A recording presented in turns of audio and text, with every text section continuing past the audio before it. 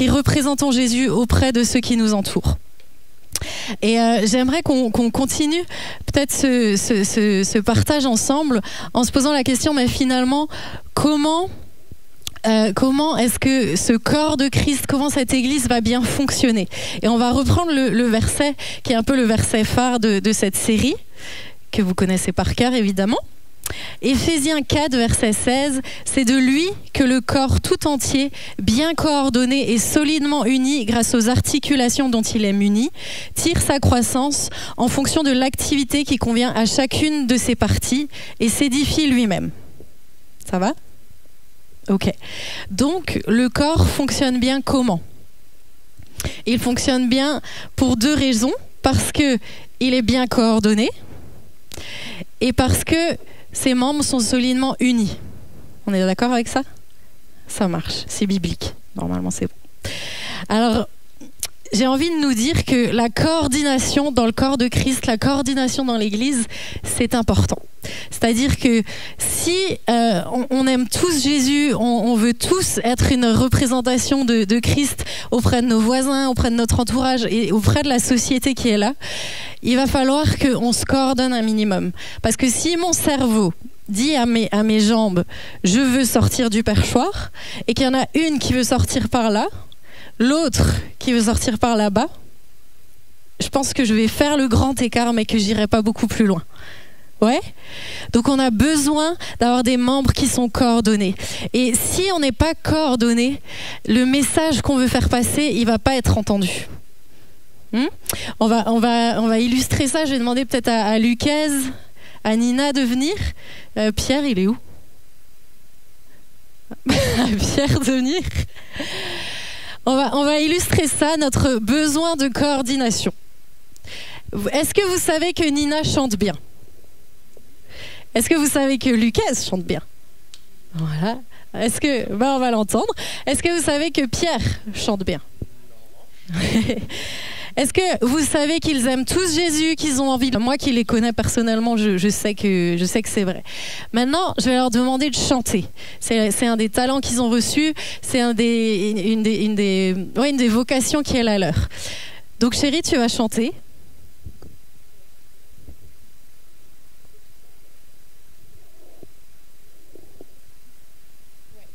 Donc tu t'en fiches.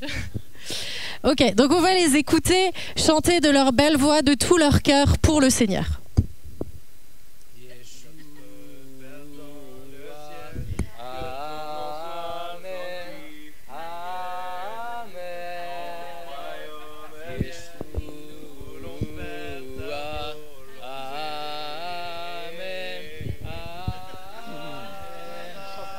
Qui est-ce qui va tenir le plus longtemps? En fait, c'est ça la question. Bon, chérie, je t'ai donné le plus simple, puis il y a un mot dans le champ. Est-ce que vous avez compris quelque chose? Voilà. Amen. Oui, voilà. Ok, c'est bon, merci. L'idée, c'était... Ouais, c'est tout. L'idée, c'était de vous montrer que sans coordination, on a beau aimer Jésus, on a beau chacun vouloir le servir, comme Mike nous l'a dit la semaine dernière, on a reçu des talents, on a reçu des dons, on peut le servir et on a notre place pour le servir. Mais si on le sert chacun comme on veut et chacun comme on le pense, le message de l'évangile va pas être entendable, c'est pas compréhensible parce qu'il n'y a pas de coordination. Et c'est dans notre corps finalement, c'est le cerveau qui coordonne notre corps qui va diriger les opérations, on va dire. Et on sait que dans l'Église, la tête, c'est Jésus lui-même. Donc nous sommes soumis à Christ, nous sommes soumis à son autorité, nous sommes soumis à sa parole pour aller là où lui veut que nous allions, pour le représenter dignement. Maintenant, il a également, on peut le lire dans Éphésiens 4, versets 11-12, « Donnez les uns comme apôtres, les autres comme prophètes, les autres comme évangélistes, les autres comme pasteurs et docteurs, pour le perfectionnement des saints, en vue de l'œuvre du ministère et de l'édification du corps de Christ. Et voilà, c'est juste quelque chose que je voulais nous rappeler rapidement ce soir, c'est que pour cette coordination, pour que le corps aille bien, pour que le corps grandisse, pour que le corps aille dans le bon sens, il a placé des ministères, des pasteurs, des enseignants qui vont entendre la voix du Seigneur pour son Église et qui vont nous aider à aller là où le Seigneur veut qu'on aille en tant que corps de Christ. Amen. Et au perchoir, le Seigneur a aussi donné une vision à la base à toute l'équipe qui était là, et qui est là encore, hein, notamment à Ben aussi qui était là, une vision pour notre tranche d'âge, une vision pour atteindre ceux qui ont besoin de rencontrer Jésus. Et on est soumis à cette vision-là, on veut être coordonnés ensemble dans cette vision-là. Amen. Alors, on a parlé de coordination. Maintenant, le cœur de ce que je voudrais vous partager, c'est vraiment la question de l'unité. C'est de lui que le corps tout entier, bien coordonné et solidement uni, s'édifie lui-même. Je vais peut-être demander à Lucas de me chercher mon ami. Ouais, Lucas et Nina, ce soir, c'est mes cobayes. On va lire, on va attendre. On peut attendre, vous êtes patient? On est patient. Il n'est pas très loin. La question c'est pourquoi est-ce qu'on a besoin d'unité? Pourquoi est-ce que finalement on a besoin d'être unis? Alors, j'ai trouvé une petite illustration qui va peut-être être plus parlante que beaucoup de mots. Voilà, qui est-ce qui connaît Oscar? Qui est-ce qui a vu Oscar en cours quand il était très jeune? Du cobu? J'en sais rien. Voilà. Donc Oscar, j'ai jamais eu l'occasion de le toucher, je suis très contente. Voilà. Oscar, on est d'accord que c'est un squelette. Je vais pas vous faire une leçon d'anatomie parce que je suis nulle. Pourquoi est-ce qu'on a besoin d'être reliés les uns aux autres? Parce que finalement, si ces os n'étaient pas reliés les uns aux autres, qu'est-ce que ce serait? Un tas d'os, c'est exactement ce que je voulais dire. Ce serait un tas d'os. Et est-ce qu'un tas d'os irait bien loin?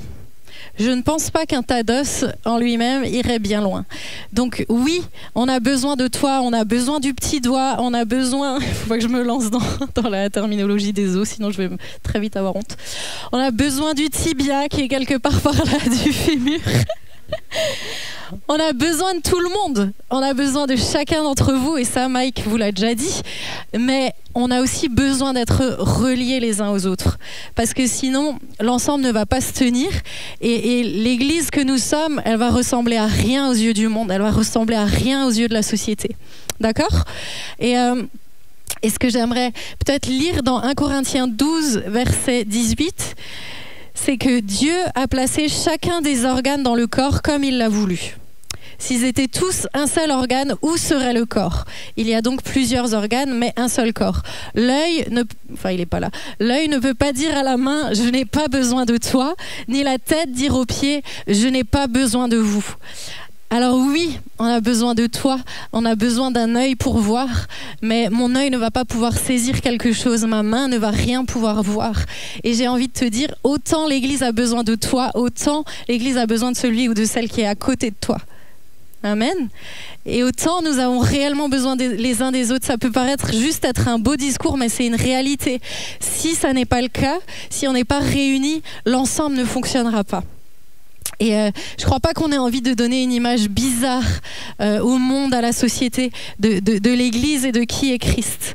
C'est une nécessité de fonctionner ensemble pour que l'ensemble fonctionne correctement. L'unité, pourquoi encore? Parce que simplement, si nous sommes seuls, nous sommes vulnérables. 1 Pierre 5, verset 8... nous dit que le diable rôde comme un lion rugissant, cherchant qui dévorer. Et j'ai juste envie de nous rappeler que si on est seul, on va être beaucoup plus vulnérable. L'ennemi de nos âmes, il se tient là, il rôde pour chercher celui qui est isolé et qui va pouvoir saisir, qui va pouvoir attaquer. Et peut-être pour l'imager un petit peu plus loin, si je coupe un membre de mon corps, au final, le corps dans son ensemble va être amputé, mais le membre qui est coupé, il va mourir à terme. parce qu'il sera pas irrigué, il aura pas le sang qu'il faut pour continuer à vivre, pour continuer à se développer. Donc si tu te coupes du corps, tu vas finir par mourir. Et vraiment, je voudrais nous inviter à réfléchir à cette réalité qu'on a besoin d'être unis. On a également besoin d'être unis. Et juste peut-être là une petite juste souligner quelque chose. Les connexions, ça peut être un endroit où on peut se réunir vraiment. Le perchoir, c'est super, on se voit toutes les 2 semaines, on boit un café, non il n'y a pas de café, on boit un cocktail, on vit des belles choses ensemble, mais voilà, c'est toutes les 2 semaines. Dans les connexions, on a l'occasion d'être en plus petit comité, de pouvoir vivre encore d'autres choses, et je veux vraiment vous encourager à en rejoindre. Donc pourquoi l'unité encore ? Parce que je crois que là où il y a l'unité, c'est écrit dans le psaume 133, et il envoie sa bénédiction. C'est le psaume « Ah qu'il est doux pour des frères et des sœurs », entre parenthèses, de demeurer ensemble, car c'est là qu'il envoie sa bénédiction, la vie pour l'éternité. Et je réfléchissais un petit peu à ce verset, et je me disais, mais en fait, moi je suis une maman. J'ai 2 petites filles, enfin on a 2 petites filles d'ailleurs, hein. Et j'aime passer des moments seuls avec Abby, j'aime passer des moments seuls avec Gabriel. Voilà, j'aime aussi passer des moments seuls avec Pierre. Je savais que tu allais me faire une remarque. Mais il y a une joie particulière, il y a un plaisir particulier quand on est tous ensemble en fait, et qu'il y a une bonne atmosphère qui règne, que la grande prend soin de la petite, que la petite court après la grande parce qu'elle veut apprendre des choses. Il y a en tant que parents, il y a une joie particulière à être tous réunis. Et je crois que dans le cœur de notre Père Céleste, il y a vraiment une joie particulière quand ses enfants sont réunis, quand ses enfants passent du temps de qualité ensemble, quand ils sont pas juste ensemble dans un même lieu, mais reliés dans un même cœur et dans un même esprit. Et voilà pourquoi pourquoi l'unité est importante, parce que ça fait plaisir à notre Père Céleste. Et parce que ça lui fait plaisir, il a envie de nous bénir en retour. Moi, quand je vois mes filles comme ça contentes, j'ai trop envie de leur faire des surprises. On s'en va, on fait des trucs, quand on a les sous. Mais en tout cas, on a envie de faire plaisir à nos enfants quand on est tous ensemble et qu'on passe des beaux moments comme ça. Et je crois que l'unité, c'est quelque chose de particulier dans le cœur du Père. Enfin, une dernière raison que j'aimerais évoquer, qui pour moi est une raison importante pour être forte, et que finalement on sent en ce moment la tension qui augmente, on sent les pressions qui augmentent.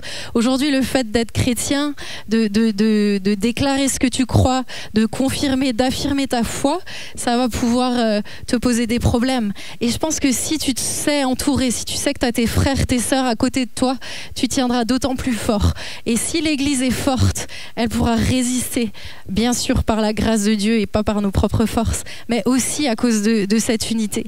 Et simplement, ce que je voudrais dire, c'est que s'il n'y a pas d'unité, au final, c'est le diable qui gagne. Parce que lui, c'est celui qui cherche à nous diviser.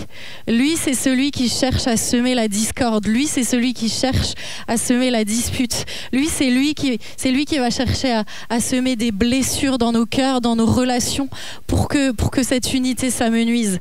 Et j'ai pas envie qu'on laisse le diable gagner. Moi, j'ai envie que Jésus puisse régner dans toutes nos relations et qu'on soit à travers ça de bons représentants de sa présence. Amen. Maintenant, juste une petite remarque quand même. Vous allez me dire que je suis trop fleur bleue, trop utopique. Ça y est, c'est une femme qui parle, ça fait... elle vit dans les nuages et dans les fleurs. Pas du tout. On est d'accord qu'on parle d'unité et pas de fusion. Je suis tout à fait consciente que je vais pas pouvoir... Je vais l'enlever parce que je vous vois pas là-bas. Je vais pas pouvoir être une amie proche de, je sais pas combien on est là, mais d'une centaine de personnes. Matériellement, j'aurais pas le temps.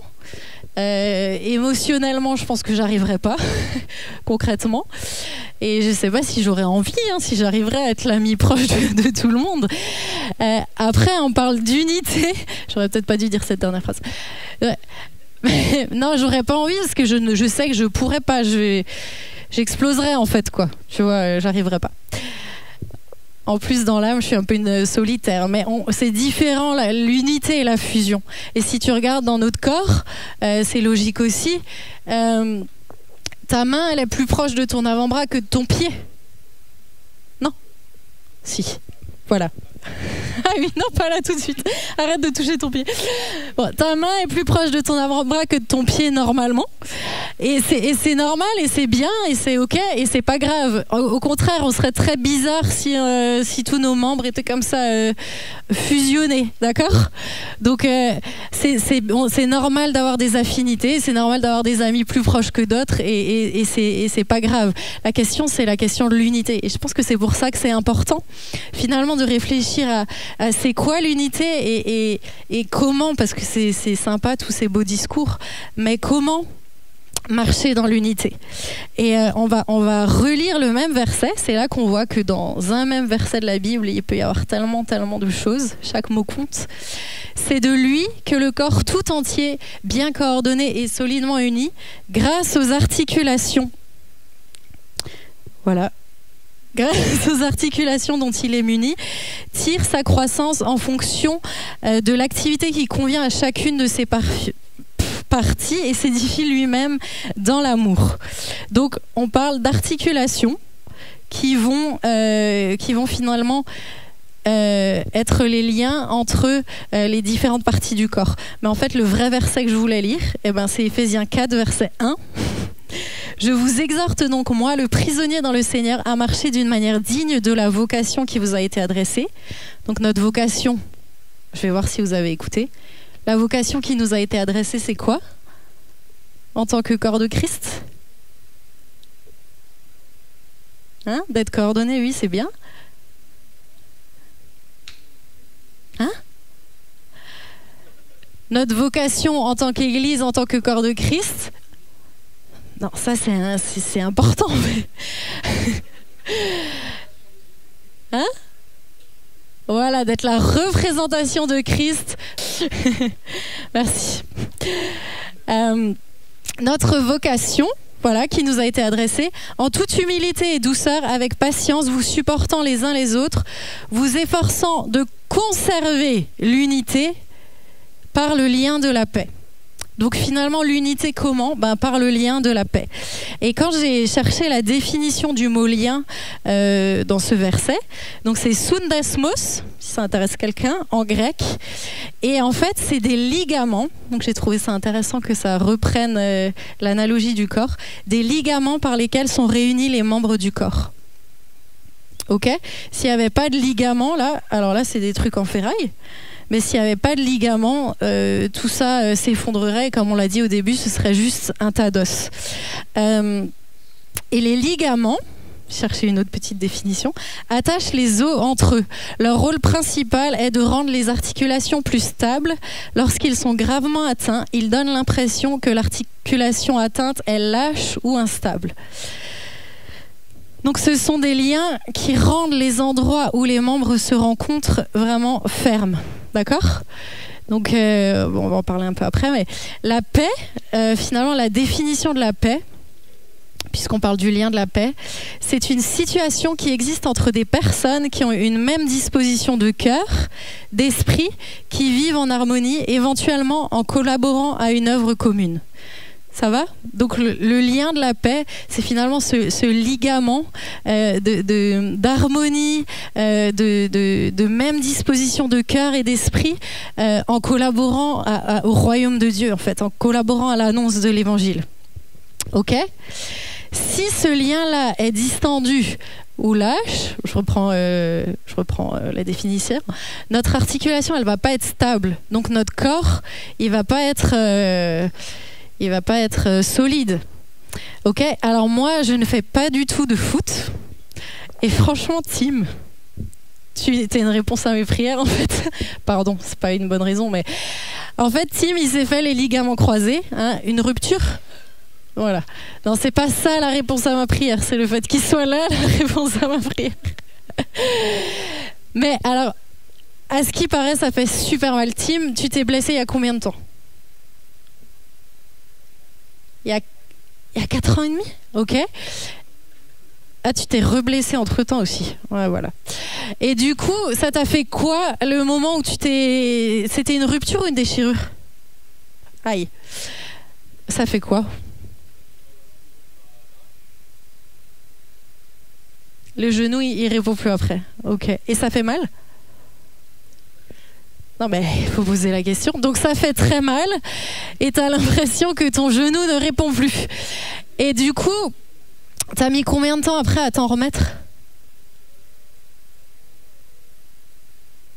6 et 8 mois, sans pouvoir faire de foot du coup, évidemment. Voilà. Ben, voilà, je pense que ce qui est vrai physiquement, ce qui est vrai dans notre corps physique, c'est aussi vrai dans le corps spirituel, c'est aussi vrai dans l'Église. Si ce lien de la paix, il est fragilisé, si ce lien de la paix, il est rompu, bah finalement, l'articulation, elle va plus fonctionner. Si on n'est pas relié par ce lien de la paix, si on n'est pas relié par ce lien-là, le corps de Christ, il va plus bien fonctionner. On est d'accord ? Et finalement, je me dis, mais comment réussir à prendre soin de ce ligament-là?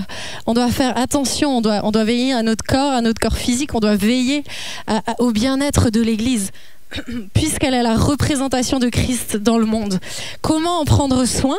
On va reprendre Éphésiens 4, verset 1. « Je vous exhorte donc, moi, le prisonnier dans le Seigneur, à marcher d'une manière digne de la vocation. » Je ne vais plus poser la question qui vous a été adressée. En toute humilité et douceur, avec patience, vous supportant les uns de conserver l'unité de l'esprit par le lien de la paix. Ce que j'aimerais souligner, c'est qu'il y a un effort à faire. Vous efforçant de conserver l'unité de l'esprit par le lien de la paix. Ça ne va pas se faire tout seul. Il va falloir être intentionnel. Il va juste déjà falloir le vouloir. Accepter d'être relié à quelqu'un d'autre. Accepter d'être dépendant d'un autre. Accepter de ne pas y arriver tout seul. Et il va falloir faire des efforts pour répondre d'une manière digne à la vocation, donc à l'appel que Dieu nous a donné de représenter Jésus. Ça va toujours, vous êtes avec moi? Ou je suis un peu... Ça va? D'accord. Alors, peut-être juste quelques exemples des efforts qu'il va falloir faire. C'est simple, le premier est écrit dans le même verset. Il va falloir faire des efforts pour être humble. De l'humilité dans nos relations. Je crois que l'orgueil, c'est un des éléments qui peut être les plus destructeurs pour le lien de la paix entre nous. Parce que quand on est orgueilleux, finalement, c'est l'orgueil qui te fait dire j'ai pas besoin de l'autre, je me suffis à moi-même. L'orgueil, le Proverbe 13, verset 10 nous dit que c'est seulement par orgueil qu'on excite des querelles. Donc les disputes, elles sont souvent nées de l'orgueil qui est en nous. L'orgueil de dire mais j'ai envie de prouver que j'ai raison. C'est plus important de montrer que j'ai raison que de maintenir la paix dans les relations. C'est plus important de montrer que moi je sais mieux, que moi je suis plus important. Et je crois que vraiment l'humilité dans nos relations va être un secret pour maintenir le lien de la paix entre nous. L'orgueil nous pousse aussi à la jalousie. Vous êtes d'accord avec moi? Quand on est orgueilleux, on va se dire vas-y, pourquoi c'est Nina qui chantait pas moi? Fallait pas t'asseoir là. Pourquoi c'est Nina qui chantait pas moi? Moi aussi j'ai une belle voix, moi aussi je pourrais être devant. Et c'est le genre de choses qui va pourrir nos relations. La Bible dit dans Proverbe 14 verset 10 que la jalousie est une carie pour les os. Donc si on a cet orgueil en nous qui va nous pousser à nous disputer, qui va semer de la discorde, qui va semer de la jalousie dans nos cœurs, eh bien le lien de la paix, ce lien-là, il va s'ébrécher, il va se déchirer et finalement il va pouvoir se rompre. Et j'ai envie de nous inviter vraiment à marcher dans l'humilité. Jésus lui-même a dit qu'il était doux et humble de cœur. Et je pense que cette humilité que notre maître a, si on veut le représenter dignement, il va falloir qu'on en fasse preuve dans nos relations à nous. Amen. Maintenant, dans le même verset, Paul nous exhorte à marcher en toute humilité et douceur. Voilà, la douceur dans les relations. Alors, pareil, le Seigneur dit « Je suis doux et humble de cœur ». Parfois, j'entends des gens me dire « Ouais, mais moi, je suis sauvage, tu sais, moi, je moi je suis asocial, moi je suis comme ci, je suis comme ça. Ouais, c'est pas une vraie raison. On se dit un peu dur. On se dit dur parce que je crois surtout parce qu'on veut pas montrer qu'on est vulnérable. Et si on veut que le corps fonctionne bien, si on veut que le lien entre nous fonctionne bien, il va falloir être vrai. Il va pas falloir se cacher derrière des excuses de je suis sauvage, je suis asocial, je suis dur. Non, faut juste accepter de dire oui, je suis vulnérable aussi. Et voilà comment je suis. Et tu peux m'accepter comme je suis. Et je voudrais aussi insister sur la question de la douceur dans nos paroles. J'entends aussi parfois des gens me dire oui, mais moi tu sais, je suis cash, je suis un peu brute de décoffrage, mais au moins je suis honnête, au moins je dis les choses comme je les pense. Ok, c'est très bien, très bien de dire la vérité, ça on est d'accord, on l'a encore entendu dimanche à l'église. La vérité dans les relations, c'est une base pour des relations saines. Mais est-ce qu'on est obligé de dire les choses avec dureté ? Ou est-ce que juste un peu de douceur dans ta vérité, ça va pas aider le message à passer ? Il y a un proverbe pareil qui dit que une parole douce calme la fureur. Et Éphésiens 4, verset 15 nous dit qu'en disant la vérité, dans l'amour, nous grandirons à tout point de vue. Et je crois que un des liens qui nous rattachent les uns aux autres, évidemment, c'est la communication. Non ? Enfin, en tout cas, si on se parle pas, on va pas réussir à être très très unis les uns aux autres. Si je veux que Pierre me connaisse, il va falloir que je lui parle. Mais la communication dans la douceur, c'est ce que je fais toujours. Non, il sait que je suis en train de me prêcher un peu à moi-même des fois. La communication dans la douceur et la vérité dans la douceur, ça va conserver ce lien de la paix. Paul, il parle de conserver le lien de la paix. Et je crois que la douceur dans nos relations, ça en fait tellement partie. Si je vais voir Pierre, je m'étais quand même noté exemple. Si je vais voir Pierre et que je lui dis chérie, vas-y, tu saoules, tes affaires elles traînent encore, j'en ai marre, je suis vraiment la boniche à la maison, je dois ranger les affaires des filles et les tiennes, t'es vraiment un gros gamin, nanani nanana, tu sais pas gérer tes affaires. Je ne pense pas, et le connaissant en plus, ça ne va pas du tout lui donner envie de ranger, parce qu'alors là, au contraire, il va juste avoir envie de me dire, voilà, va voir ailleurs si j'y suis. Mais si je viens en lui disant chérie, s'il te plaît, c'est des vraies scènes quand même. Chérie, s'il te plaît, il y a encore tes affaires qui traînent. Ça me rendrait service que tu les ranges. Je suis fatiguée, nanani, tu te victimises un peu en même temps, tu vois. Non, c'est pas vrai. Mais ce message avec de la douceur passera quand même mieux. Je suis toujours pas sûre qu'il les range, mais ça passera quand même mieux. On est d'accord ? Chérie, on est d'accord ? C'est toi le principal concerné. Donc voilà, conserver le lien de la paix, comment ? Par l'humilité et par la douceur. Je ne sais pas si certains se sentent concernés ce soir.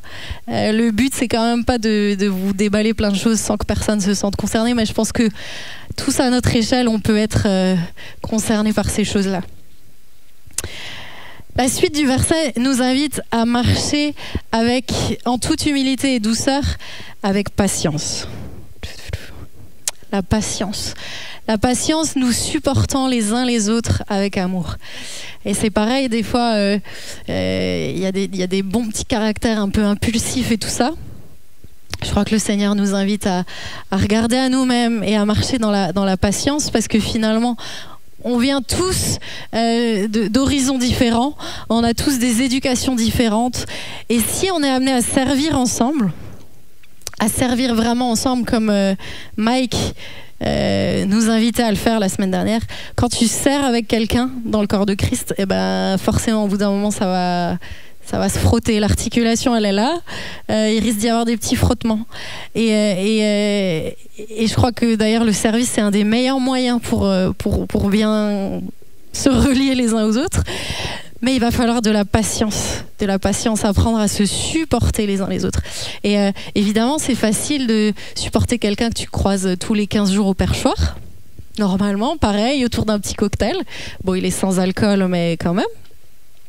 Et ça peut être facile de supporter les gens comme ça, mais supporter quelqu'un avec qui tu vis tous les jours, quelqu'un avec qui tu sers quotidiennement, ça va être autre chose. Mais je crois vraiment que le Seigneur veut nous faire grâce. Parce qu'on a besoin de sa grâce. Amen. Je vais arriver bientôt à ma fin. Je ne sais même pas depuis combien de temps je parle. On est bien. Ok. Ça fait une demi-heure. Ok.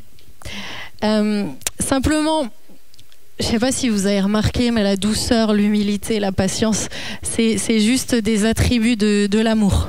On est d'accord ? Le dernier verset de 1 Corinthiens 12, c'est le verset 27. Vous êtes le corps de Christ et vous êtes ses membres, chacun pour sa part. Aspirez aux dons les meilleurs. Je vais encore vous montrer la voie par excellence. Et là, on passe à 1 Corinthiens 13. L'amour est patient. On a parlé de patience. L'amour est plein de bonté. L'amour n'est pas envieux. On a parlé de jalousie. L'amour ne se vante pas. Il ne s'enfle pas d'orgueil, il ne fait rien de malhonnête, il ne cherche pas son intérêt, il ne s'irrite pas, il ne soupçonne pas le mal, il ne se réjouit pas de l'injustice, mais il se réjouit de la vérité. Il pardonne tout, il croit tout, il espère tout, il supporte tout. L'amour ne meurt jamais. Et pareil, peut-être ça va vous paraître être juste un beau discours, mais je crois vraiment que si l'amour de Jésus qui habite en nous est comme ce sang qui va irriguer tout le corps, eh ben on arrivera à bien représenter le Seigneur, parce que ce lien de la paix, ce ligament de la paix, il sera conservé à cause de l'amour qui règne au milieu de nous. Et je vais juste encore lire ce verset dans Jean 13, 35. C'est à cela que tous reconnaîtront que vous êtes mes disciples, si vous avez de l'amour les uns pour les autres. On parle de représenter Jésus, de l'Église qui est cette représentation de Christ sur terre, de Christ face au monde qui est autour de nous. Ben, c'est à l'amour en fait, à l'amour qui règne au perchoir, à l'amour qui règne dans nos relations, que la société va voir qui est Jésus et que nous sommes ses disciples. Et je vais bien sûr, je vois mes co-responsables qui me regardent, ne pas m'attarder sur chaque attribut de l'amour, mais j'aimerais juste quand même revenir sur le fait que l'amour pardonne tout. Peut-être que tu as été blessé au sein de l'Église. C'est des choses qui arrivent, peut-être même que tu as été blessé au sein du perchoir. Et tu te sens, et tu as envie de t'isoler, parce que quand on est blessé, le réflexe ça peut être un petit peu le repli et de dire maintenant je vais me protéger, j'ai plus envie de ces relations, j'ai plus envie qu'on me fasse du mal, j'ai plus envie de souffrir dans l'église. Et j'ai envie de te dire, c'est juste un piège de l'ennemi. L'isolement, c'est ce que je disais tout à l'heure, c'est un piège de l'ennemi qui veut te rendre vulnérable. Et la parole de Dieu dit que Dieu a placé les membres dans le corps d'une certaine manière afin que chaque membre ait soin les uns des autres. Et peut-être tu as été blessé dans l'église, peut-être tu as été blessé par un frère, une sœur. Mais moi, je crois que le Seigneur veut aussi utiliser peut-être un frère, une sœur pour participer à ta guérison. Si un membre du corps souffre, c'est tout le corps qui souffre avec lui. Donc, l'autre jour, Abby, elle vient le matin, « Maman, j'ai mal au bras, j'ai mal au bras. » C'est pas juste son bras qui avait mal. Son cerveau avait l'information qu'elle avait mal au bras. Et sa bouche m'a dit qu'elle avait mal au bras pendant au moins 20 minutes jusqu'à ce que je m'occupe d'elle. Si toi, tu souffres, si toi, tu as été blessé, non, j'ai pas attendu 20 minutes avant de m'en occuper. Mais si toi t'as été blessé, c'est tout le corps qui souffre.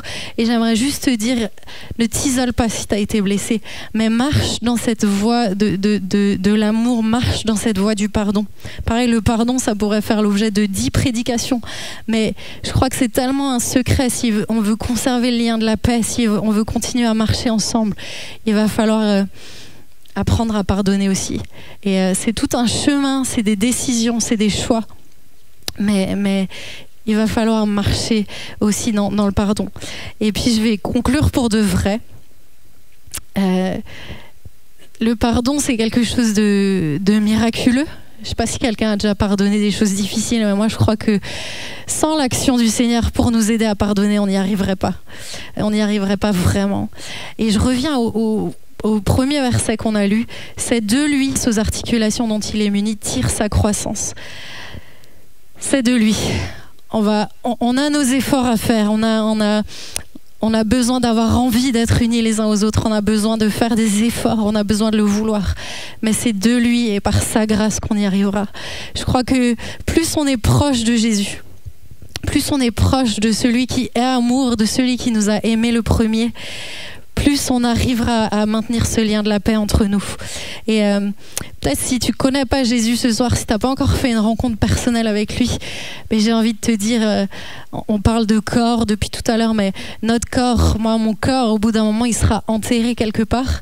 Mais mon âme, je sais que parce que j'ai reçu Jésus dans mon cœur, mon âme, elle va le rejoindre un jour là-haut et que ce sera la fête pour l'éternité. Et si tu ne le connais pas encore, j'ai juste envie de te dire, mais approche-toi de lui, parce qu'il est celui qui peut te sauver, celui qui peut te remplir de cet amour dont on parle depuis tout à l'heure. Et voilà, j'aimerais juste peut-être nous inviter à fermer les yeux. On va prier ensemble.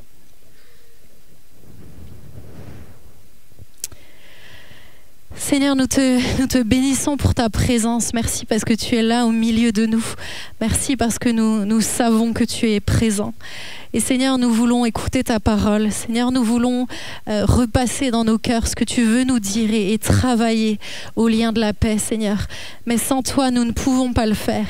Jésus, je voudrais te prier peut-être de révéler aux uns aux autres là où il y a des relations qui sont abîmées, là où il y a des relations qui sont brisées, là où il y a besoin d'accorder du pardon, là où il y a besoin de demander pardon. Je te prie de nous révéler, Seigneur, là où nous avons besoin d'humilité, là où nous avons besoin de douceur, Seigneur, de patience.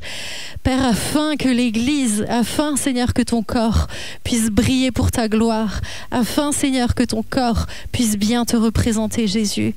Seigneur, je te prie vraiment de continuer ton œuvre dans nos cœurs et de nous aider à conserver, à travailler à ce lien de la paix, Père, dans le nom de Jésus. Amen.